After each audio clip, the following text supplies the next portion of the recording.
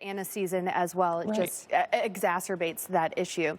The Santa Ana winds are those winds that Jordan was referring to, those downsloping winds. It happens when we've got high pressure set up over the Great Basin. The circulation around that high pressure causes those downsloping winds, and of course compression and heating. That is the key factor of these Santa Ana winds. Now, if it wasn't so dry, if we'd actually gotten some precipitation, this would be a nice break from the coolish weather, but not this year. It is because it's so dry. These strong, very dry winds are just really making this problem much worse, and that means any fire that gets started is going to spread very quickly. So late today through Saturday, this is being called a particularly dangerous situation. So this is no joke, guys. This is a really dangerous situation.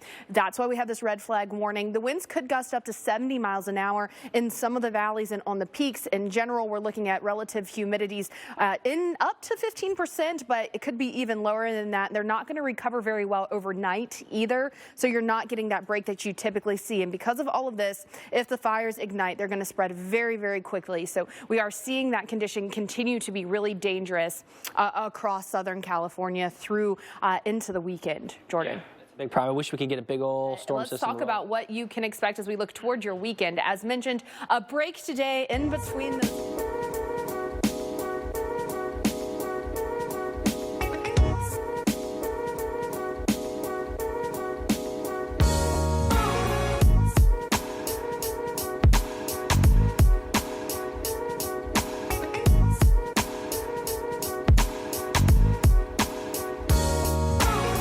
But for, say, Oswego, you start to see that precipitation moving in Friday, lasting through Friday night. Once we get enough cold air to mix in there, you will see some snow showers. It's not going to be a huge snowmaker, but it will be enough to see those flakes flying. So let's time it out for you. Starting out tomorrow, large rain shield through the Appalachians up into portions of New England. By Friday night, you start to see a little bit more of that winter weather there as you look towards the interior. So some flakes flying around Burlington and Albany. This is what we're looking at in Albany. Those flakes are going to be flying, I'd say late Friday night into early Saturday morning, kind of a rain snow mix, but then especially Saturday night you see the flakes flying. So anything that does fall and happens to stick around will still be there as you head into Sunday morning. Keep that in mind because those temperatures will stay below freezing. Saturday you can see we've got that winter weather up and down the Appalachians, and then it becomes more confined to New York, portions of the Adirondacks, the Green and White Mountains getting in on that. Boston, a little bit of wintry mix possible for you.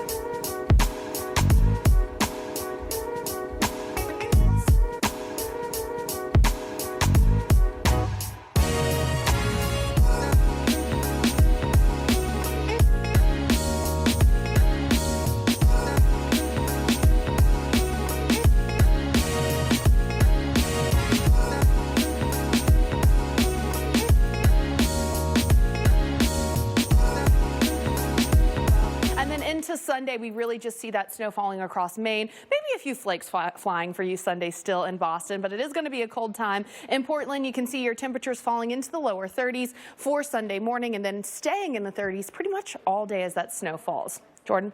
All right, well, let's head west Wonderland, but this is not going to be the type of snow that sticks around for...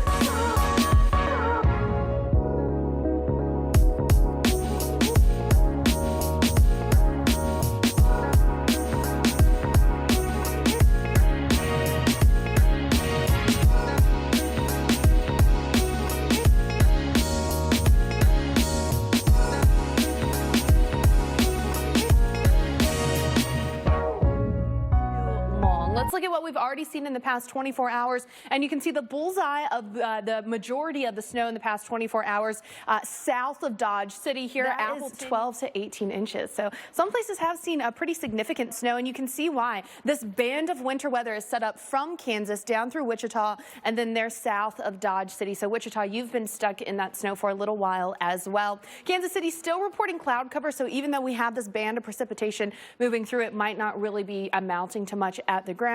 Right now, cloudy in Springfield, Fort Smith, lower 40s for you. But as you look farther to the west, for places like Woodward, up into Dodge City, down into Clinton, that's where we have those winter alerts. And you can see why, for very good reason. The snow is going to start to taper off, and that's why we see that winter weather advisory, that winter storm warning coming to an end. But it is going to at least last through your morning. So if you are heading out, please be careful. The roads are going to be slick there. Across the Ozarks, also, you've got some of that snow flying this morning in Springfield, but that will switch over over to rain. So this is not going to be a long-term snow event, but it's certainly something that's going to impact your